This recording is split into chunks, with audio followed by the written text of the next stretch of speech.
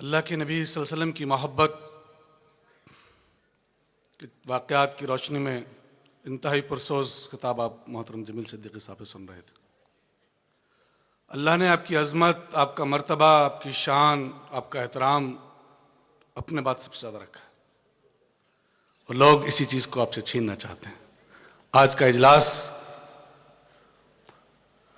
تمام انسانوں کے لیے دعوتی اجلاس سے پہلے یہ امت محمد مصطفیٰ صلی اللہ علیہ وسلم کے شہدائیوں کا اجلاس اس لیے رکھا ہے کہ پہلے ہم اپنے آپ کو حب رسول سے سرشار کریں، پھر انشاءاللہ آپ کی اتباع کے ساتھ، آپ کے اسوے کے ساتھ ہم انسانیت تک پہنچیں گے۔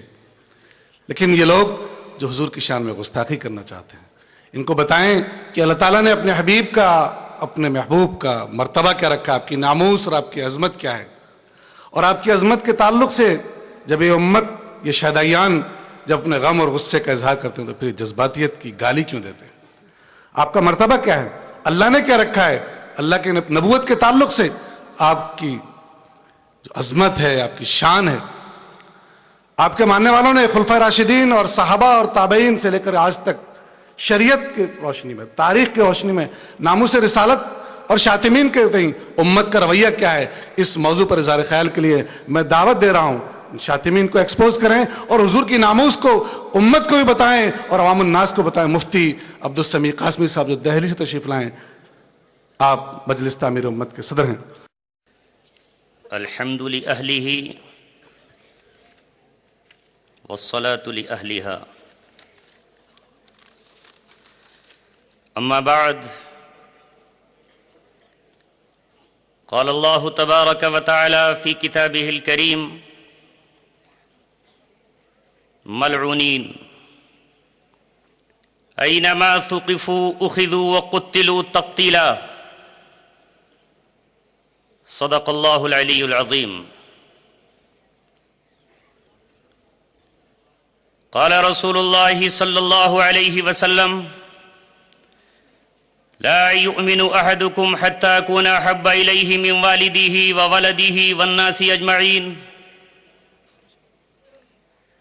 نماز اچھی، حج اچھا، روزہ اچھا، زکوٰۃ اچھی، مگر میں باوجود ان کے مسلمان ہو نہیں سکتا، مگر میں باوجود ان کے مسلمان ہو نہیں سکتا، نہ جب تک کٹ مروں میں خواجہ بطحہ کی عزت پر، خدا شاہد ہے کامل میرا ایمان ہو نہیں سکتا۔ سربلندی پھر وفا کی دیکھنے میں آ گئی، سربلندی پھر وفا کی دیکھنے میں آ گئی، پھر وفا کے نام پر کچھ لوگ ہارے زندگی۔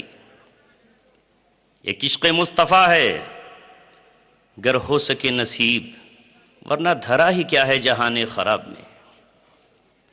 عزیزان محترم، آج کی عظیم الشان ناموس رسالت کانفرنس جو امت کے دیوانوں کی جانب سے منعقد کی گئی ہے، دیکھنا یہ ہے کہ اللہ تبارک و تعالیٰ نے اپنے نبی کی ناموس کے تعلق سے کیا احکام قرآن مجید میں نازل فرمائے ہیں،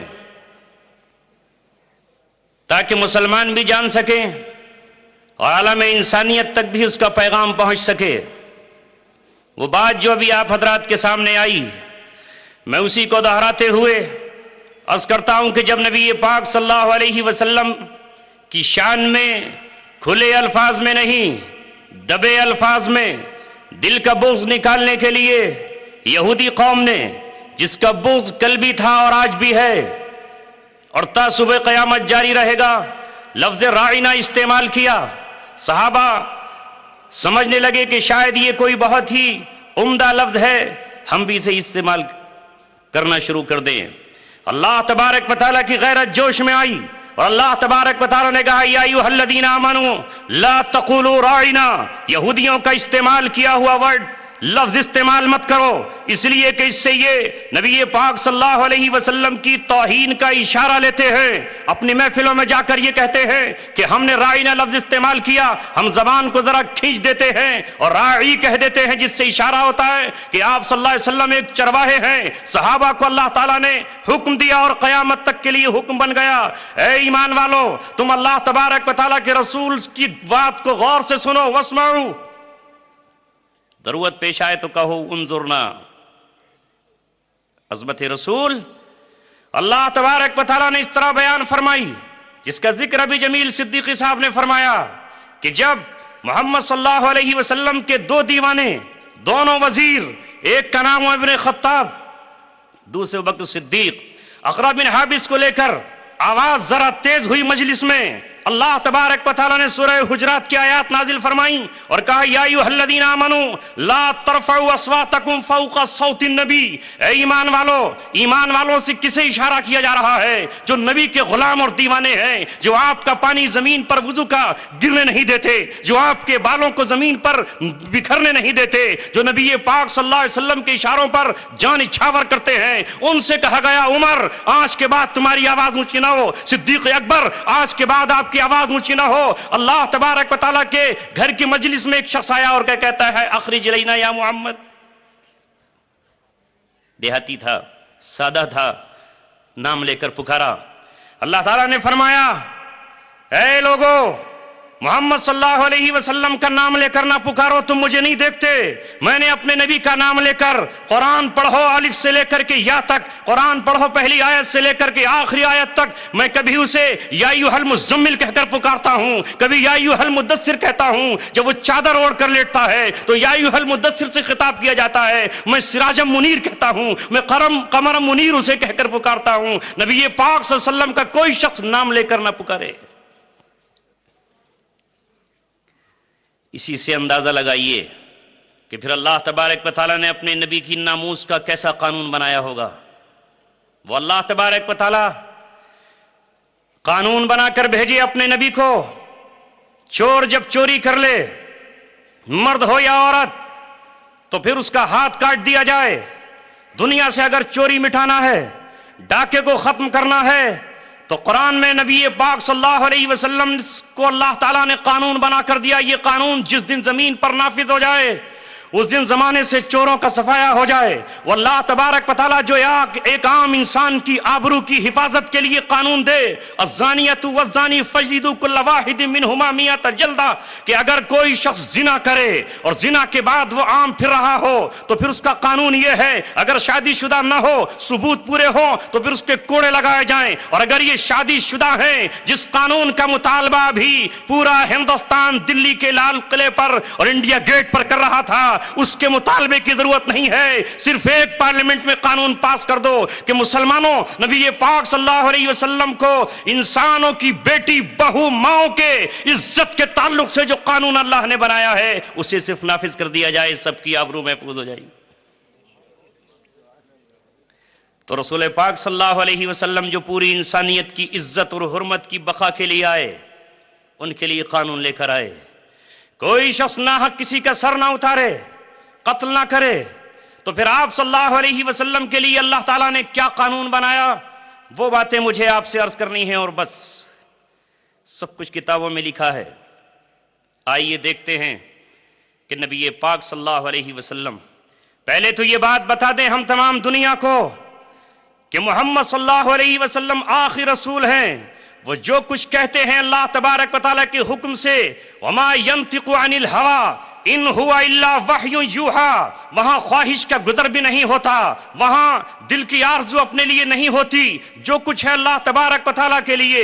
اللہ تبارک و تعالیٰ نے اپنے نبی کی عزت کے تعلق سے جو قانون بنایا، اس قانون کو نافذ کیا حضرت عمر ابن خطاب رضی اللہ تعالیٰ نے اپنی ہی حضرت نبی پاک صلی اللہ علیہ وسلم کی زندگی میں۔ اور وہ قانون کیا ہے وہ سنیے۔ دو شخص جاتے ہیں رسول پاک صلی اللہ علیہ وسلم کی عدالت میں فیصلہ کرانے کے لیے، ایک یہودی ہے اور ایک مسلمان ہے۔ حق پر یہودی ہے، فیصلہ رسول پاک صلی اللہ علیہ وسلم نے یہودی کے حق میں کیا، دلائل سن کر، شواہد دیکھ۔ یہ مسلمان جو باطل پر تھا، اس نے سوچا کہ عمر ابن خطاب رضی اللہ تعالیٰ عنہ دشمن اسلام کے مقابلے میں سخت رویہ اختیار کرتے ہیں، آیا اور آ کر کہا فیصلہ تو ہو چکا ہے، آپ سے بھی فیصلہ چاہتے ہیں، شاید کوئی صلح کی گنجائش نکل آئے۔ عمر ابن خطاب رضی اللہ تعالیٰ عنہ اندر گھر میں تشریف لے گئے، شمشیر بے نیام لے کر آئے۔ یہ جو اسلام کا دعویٰ کر رہا تھا، جو مسلمانیت کا راگ الاپ رہا تھا، اس کا سر قلم کر کے یہ کہا جا اپنی برادری کو جا کر کہہ دے، عبداللہ بن ابی اپنے سردار سے جا کے بتا دے تمام، جو نبی پاک صلی اللہ علیہ وسلم کے فیصلے کو نہ مانے، آپ کے فیصلے کی توہین کرے، آپ کے فیصلے کے بعد کسی دوسرے کا فیصلہ مانے، عمر ابن خطاب کا فیصلہ اس کے لیے یہ ہے کہ اس کی زندگی کی سانسیں روک دی جائے۔ اب کیا ہوا ہوگا؟ آج کی میڈیا سے اندازہ لگا لیجئے۔ جو کچھ ہوا 1400 سال پہلے، اس کی دھمک عرش اعظم تک پہنچی۔ اللہ تبارک و تعالیٰ نے آیت اتاری، نازل فرمائی اور اپنے نبی سے کہا، اور قیامت تک کے لیے وہ قانون، آئین، دستور، کانسٹیٹیوشن، سنویدھان بن گیا ہے جو ایک ایک مسلمان کے لیے ماننا ضروری ہے۔ فلا وربک لا یؤمنون حتی یحکموک فیما شجر بینہم، اے نبی تیرے رب کی قسم، وہ شخص مومن نہیں ہو سکتا، نہ آج نہ کل نہ قیامت کی صبح تک، جو آپ کے فیصلوں کو تسلیم نہ کرے، جو آپ کے قلم سے لکھے ہوئے فیصلے کو نہ مانے، اور ماننا ہی نہیں ظاہری طور پر بھی مانے، دل کی دنیا میں بھی اس کے کوئی خلل پیدا نہ ہو۔ فلا وربک حتی یحکموک، جب تک آپ کے فیصلے کو نہ مان لے، فیما شجر بینہم ثم لا یجدوا فی انفسہم حرجا مما قضیت، اور وہ آپ کے فیصلے سے پوری طرح متفق بھی ہو۔ یہ پہلا فیصلہ تھا گستاخ رسول کے سلسلے میں، نبی پاک صلی اللہ علیہ وسلم کی موجودگی میں دربار رسالت سے فیصلہ آیا۔ آؤ اس کے بعد مدینہ کی دھرتی پر دیکھے، جب فاتحانہ شان سے نبی پاک صلی اللہ علیہ وسلم 70 قیدیوں کو گرفتار کر کے مدینہ منورہ کی طرف لا رہے ہیں، تو آپ صلی اللہ علیہ وسلم کی نگاہ نضر بن حارث پر پڑی۔ یہ وہی نضر بن حارث ہے جو مکے کی گلیوں میں نبی پاک صلی اللہ علیہ وسلم کی شان میں گستاخی کیا کرتا تھا، جو قرآن کے مقابلے پر ناچنے گانے والی طوائفیں اور رنڈیاں لے کر آیا تھا۔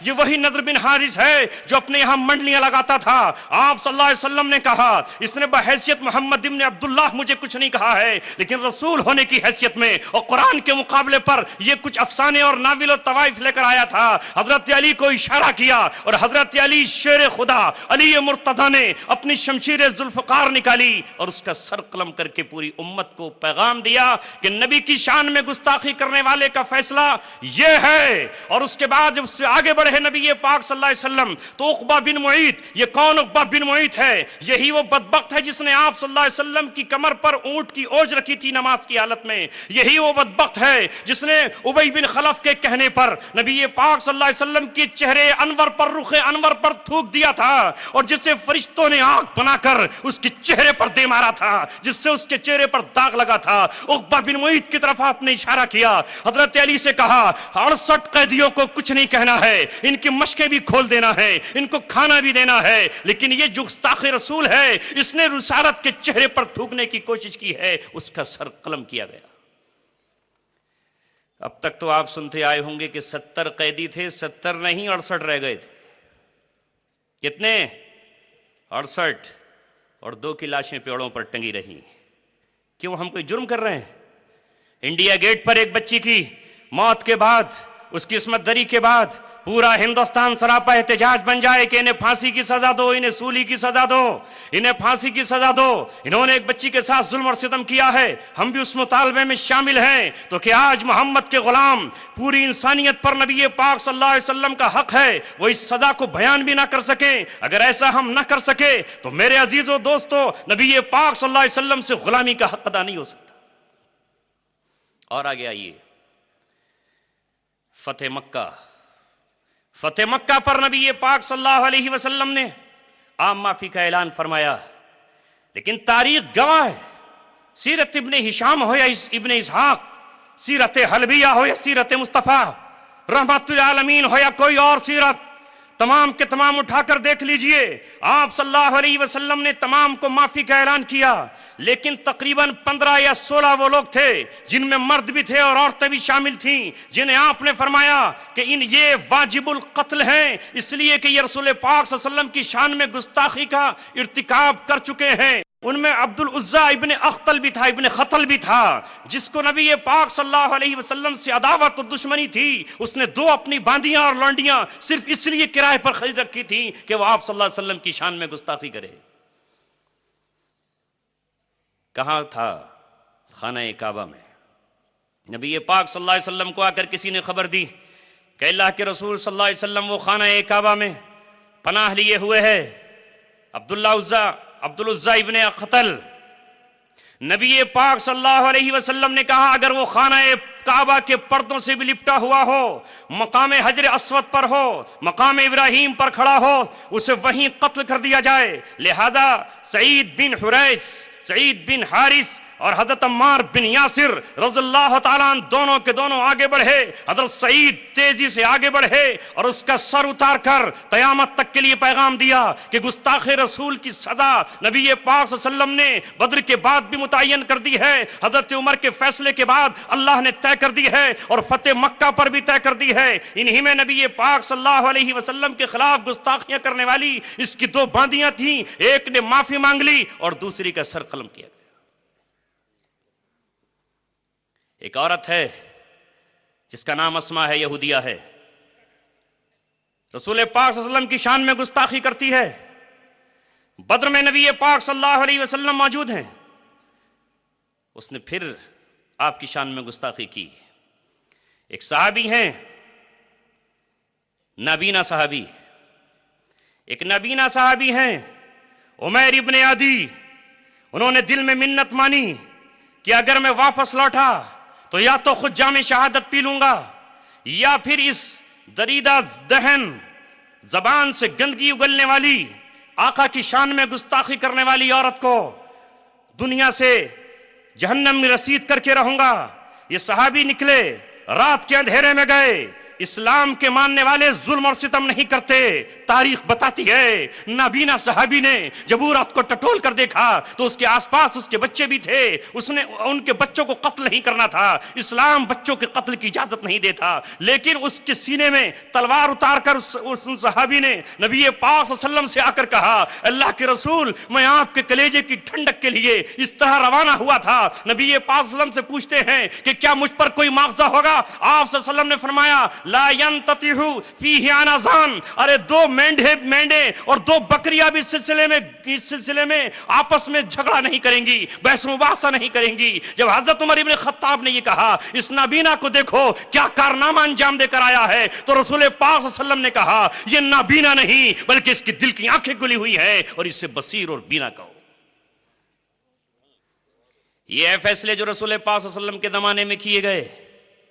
آپ صلی اللہ علیہ وسلم نے صحابہ سے مخاطب ہو کر کہا اذا احببتم ان تنظروا الى رجل نصر اللہ ورسولہ بالغیب فانظروا الى عمیر ابن عدی، اگر تم یہ چاہتے ہو کہ تم اس شخص کو دیکھو، اس کے چہرے کا دیدار کرو جس نے غیبوبت میں نبی پاک صلی اللہ علیہ وسلم کو اور اللہ کے رسول کی مدد کی ہے، تو عمیر ابن عدی کو دیکھو، عمیر ابن عدی کو دیکھو۔ یہ فیصلہ تمام جہانوں کے سردار کا ہے، اس فیصلے کو ایک ایک مسلمان اچھی طرح نافذ کر لے، اپنے جسم پر لکھ لے۔ حضرت عمر ابن خطاب رضی اللہ تعالیٰ عنہ سے پہلے دور ہے حضرت ابوبکر صدیق رضی اللہ تعالیٰ عنہ کا۔ دنیا اچھی طرح جانتی ہے کہ مسیلمہ کذاب نے نبوت کا دعویٰ کر کے رسول پاک صلی اللہ علیہ وسلم کی شان میں گستاخیاں کی۔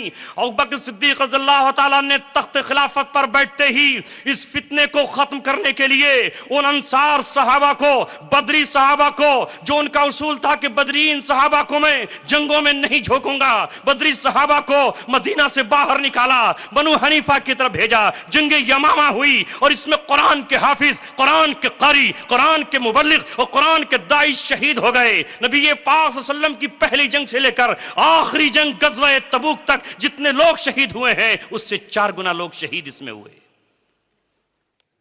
اور مسیلمہ کذاب کا خاتمہ ہوا۔ فیصلہ کیا ہے؟ عمر ابن خطاب رضی اللہ تعالیٰ عنہ کا اپنے دور خلافت میں آپ کو خبر ملی کہ ایک شخص نبی پاک صلی اللہ علیہ وسلم کی شان میں اس طرح گستاخی کرتا ہے کہ نماز میں سورہ عبسہ و تولی پڑھتا ہے. اسے بلایا گیا، ارے یہ نماز میں آیت کیوں پڑھتا ہے؟ یہ آیت اس وقت اتری تھی کہ جب عبداللہ ابن ام مکتوم جو نابینا صحابی ہیں وہ آپ کی مجلس میں تھے، آپ قریش کے چودھریوں سے سرداروں سے گفتگو فرما رہے تھے. آپ نے سوچا یہ تو اپنے گھر کا دیوانہ ہے، ذرا ان کی طرف توجہ کر لوں. اسی وقت اللہ تعالیٰ نے آیت اتاری عبس و تولی ان جاءہ الاعمی. تو اس شخص نے یہ کہا کہ مجھے ذرا مزہ آتا ہے اس آیت کو پڑھتے ہوئے. اس لیے حضرت عمر ابن خطاب نے کہا چونکہ اس میں یہ بات ہے کہ اس شخص نے چہرہ پھیر لیا، رخ انور پہ جلال آ گیا، لہذا تو اس سے مزے لے رہا ہے. اس سر کو بلایا اور فیصلہ عمر ابن خطاب نے اس شخص کے بارے میں یہ کیا کہ اسے قتل کر دیا جائے. آئیے خلیفہ ہارون رشید جو عباسی خلیفہ ہے، امام مالک کا دور ہے، حضرت امام مالک رحمت اللہ علیہ سے فتویٰ پوچھا. کہا کہ علماء عراق نے نبی پاک صلی اللہ علیہ وسلم کی شان میں گستاخی کرنے والے کے سلسلے میں کوڑوں کی سزا متعین کی ہے. تو حضرت امام مالک غصے سے ابھر آئے اور یہ کہا کہ ما بقاء الامت بعد شتم نبیہا، اس امت کی زندگی ہی کیا ہے، اس امت کی حیات ہی کیا ہے، اس امت کا جینا ہی کیا ہے کہ جس کے نبی کی شان میں گستاخی کی جا رہی ہو. اور آپ نے فرمایا کہ نبی کی شان میں گستاخی کرنے والے کی سزا قتل ہے، اس کے سوا کوئی اور سزا نہیں ہے. رہی کوڑوں کی سزا تو وہ صحابہ کی شان میں گستاخی کرنے والوں کے لیے. یہ امام مالک کا فتویٰ. عمل ان بادشاہوں کا بھی لے لیجئے جو بادشاہ گو کے خلیفہ راشد نہ تھے. موسیٰ بن مہدی عباسی خلیفہ ہے، اس کے سامنے ایک واقعہ پیش کیا گیا کہ ایک شخص نے نبی پاک صلی اللہ علیہ وسلم کے قبیلہ قریش کو برا کہا. قبیلہ قریش کو برا کہنے کے ساتھ ساتھ آپ صلی اللہ علیہ وسلم کی شان میں بھی گستاخی کی. آپ صلی اللہ علیہ وسلم کی شان میں گستاخی کرنے کے بعد اس خلیفہ نے جس کو ہادی کہا جاتا تھا اسے بلایا اور بلا کر علماء سے پوچھا علماء بتاؤ کیا مسئلہ ہے. علماء نے کہا کہ ہاں اس کے قتل کا فیصلہ ہے، یہی علماء کا فیصلہ ہے، یہی تمام انبیاء، یہی تمام امت کا اجماع ہے. اس بادشاہ نے یہ کہا ارے قبیلہ قریش ہی کافی تھا، چہ جائے کہ اس نے محمد صلی اللہ علیہ وسلم کی شان میں گستاخی کی ہے اور اس کا سر قلم کیا گیا. اور آگے چلے آئیے، پوری امت 1400 سال سے متفق چلی آ رہی ہے. نور الدین زنگی کا زمانہ ہے. 2 عیسائی نقب لگاتے ہیں، سرنگ کھودتے ہیں تاکہ سرور دو عالم صلی اللہ علیہ وسلم کے جسم مقدس کو نکال کر لے جائیں. خود سرور دو عالم نور الدین زنگی کے خواب میں آتے ہیں اور آ کر کہتے ہیں نور الدین میرے جسم کو، میرے مقدس جسم کو تو ان کیری آنکھوں والے سے مجھے بچا لے. نور الدین زنگی نے تلاش کیا. جب تلاش کیا گیا تو ان کے مسلح کے نیچے ایک پتھر رکھا ہوا تھا. پتھر کے نیچے سے سرنگ نکلی ہوئی تھی جس سرنگ کے ذریعے سے وہ سرکار مدینہ صلی اللہ علیہ وسلم کے جسم مبارک تک پہنچ جانا چاہتے تھے. نور الدین زنگی نے ان دونوں کو جنہیں خواب میں دیکھا تھا پکڑا، گرفتار کیا. گرفتار کرنے کے بعد ان کو اپنے ہاتھ سے ختم کیا، اور یہی نہیں کہ ختم کیا بلکہ شام کو ان کی لاشوں کو آگ کے حوالے کر دیا. امت کو یہ معلوم ہونا چاہیے کہ نہیں. سلطان صلاح الدین ایوبی کا زمانہ آیا. 1186 میں ایک شخص نے، ایک عیسائی نے مسلمانوں کے کارواں کو لوٹا، قافلے پر حملہ کیا. جب انہوں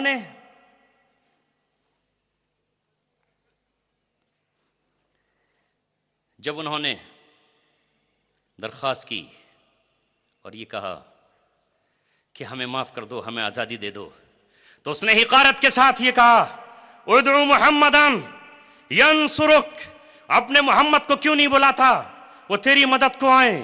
اسی دن سلطان صلاح الدین ایوبی نے یہ طے کر لیا آج کے بعد آرام چارپائی پر نہیں، گھوڑے کی پیٹھ پر ہوگا. آج کے بعد کھانا 2 وقت نہیں، 1 وقت کھاؤں گا جب تک یہ ثابت نہیں کر دیتا کہ محمد صلی اللہ علیہ وسلم کے غلام اپنے نبی کی غیرت کا کس طرح انتقام لیتے ہیں. وہ گھڑی اور وہ لمحہ آیا کہ جب یہ گرفتار ہوا جس کا نام ریجینالڈ تھا. سلطان صلاح الدین ایوبی نے کہا تمام عیسائیوں کو امن ہے، تمام یہودیوں کو امن ہے اور سب کے امن کے ساتھ، لیکن یہ شخص چونکہ میرے نبی کی شان میں گستاخی کر چکا ہے، اس لیے کہا اے محمد صلی اللہ علیہ وسلم کی ذات میں آپ سے مدد کا طلبگار ہوں، آپ کے رب سے مدد کا طلبگار ہوں۔ اپنی تلوار نکالی، امن کے اس صلح کے پیغامبر نے یہ پیغام دیا کہ نبی پاک صلی اللہ علیہ وسلم کی شان میں گستاخی کرنے والا جہنم میں جا کر ہی رہے گا۔ آخری بات، میرے پاس پوری تفصیل تھی جو 2 صفحوں پر تحریر کر کے لایا تھا، لیکن نہ تڑپنے کی اجازت نہ فریاد کی، گھٹ کے مر جاؤں یہی مرضی میرے سیاد کی۔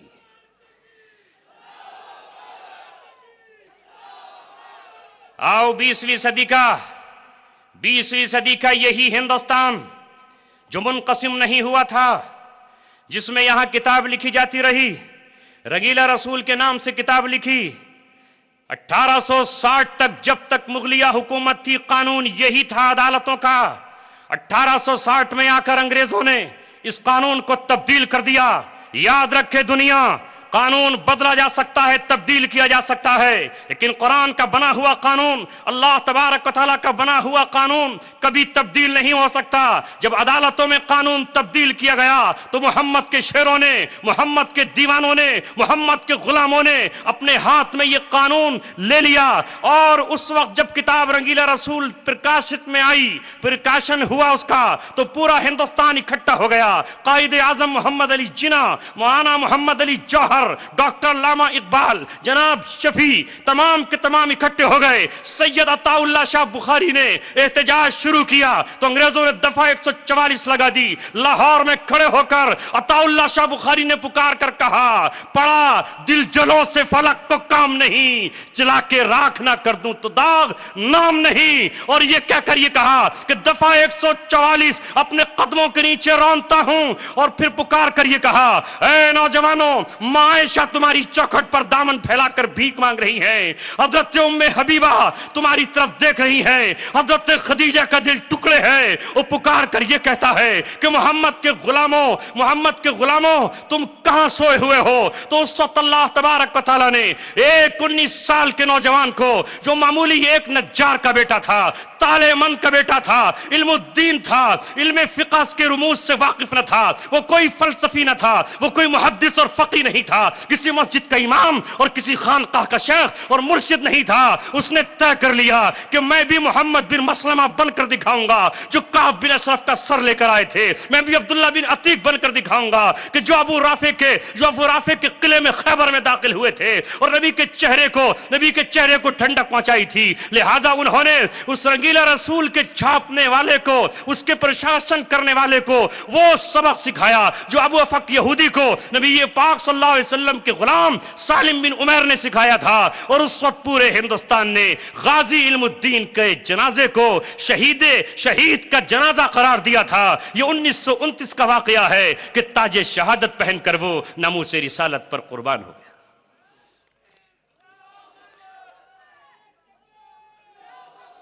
لہذا امت کا رویہ تمام صدیوں میں، تمام قرنوں میں یہی رہا ہے۔